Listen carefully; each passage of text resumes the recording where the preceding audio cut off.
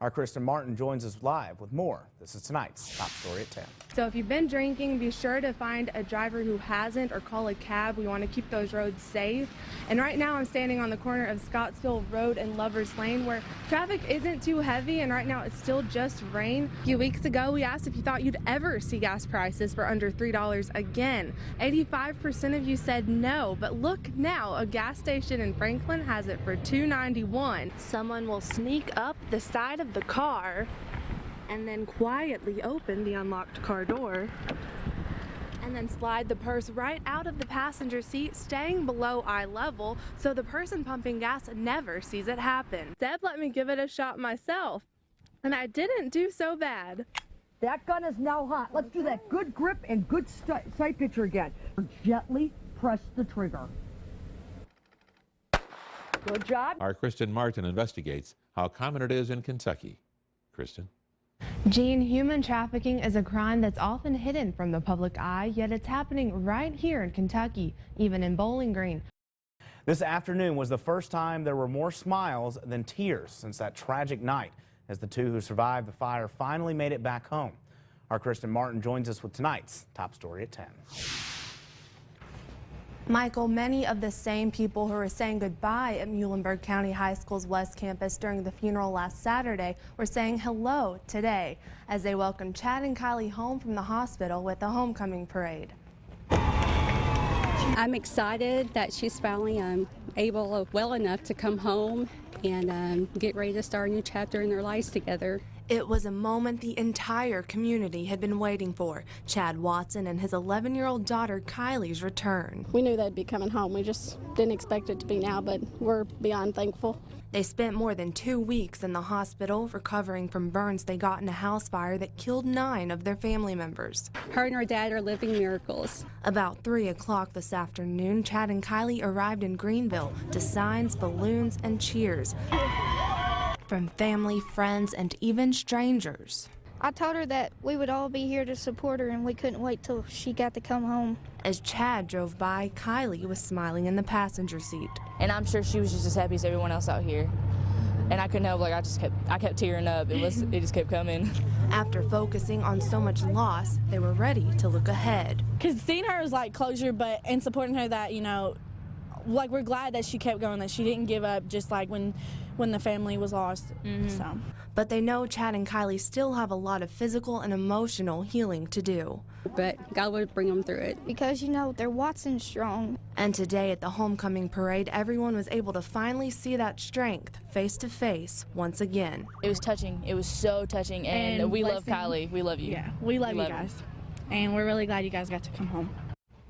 The parade ended at Calvary Baptist Church in Central City, where there was a time of celebration for Chad and Kylie's return. We're told Chad will tell a story about the fire at a celebration of life service at the Felix Martin Hall at Muhlenberg County High School next Sunday. This weekend, a couple from Florida drove up to Bowling Green to see the giant hole that has their special car. Kristen Martin has tonight's Top Story at 10.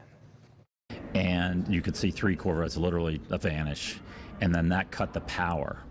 And as it cut the power, one of those cameras was focused right on our car. And so we said, no, it didn't happen. So we figure power line was cut, somebody ran in, stole it, and drove off. And so we'll find it.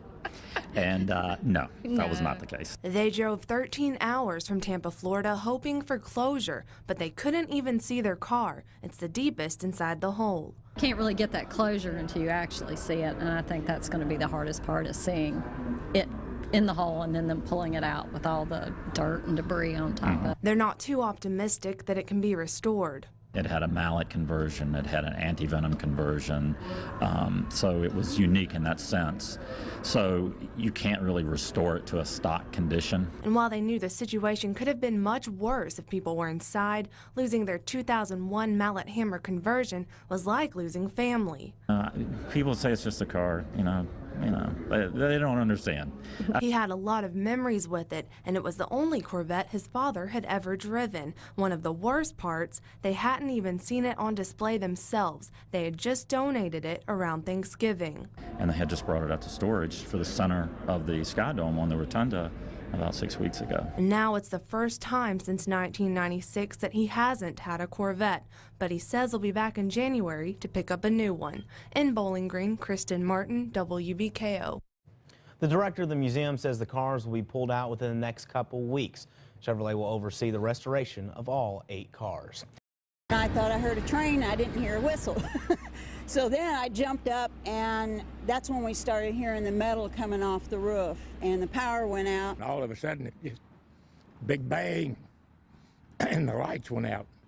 Reports of downed trees and power lines poured in as the storm hit Kentucky last night, but that wasn't the worst of the damage. We came down the hallway and noticed there was water coming in upstairs and down in our cafe, and then when they put the lights up, I noticed my car was smashed. It's not the holiday Newell hoped for. She would have been on the road to Tennessee for Christmas today. Instead, she was cleaning up the mess the storm left behind. And, you know, there's damage all over town, and we're not the only ones. Also in Cave City, as you see here, hotel signs were destroyed. One at the Super 8 smashing a power line. Hotel guests did not want to speak on camera, but said it sounded like the end of the world.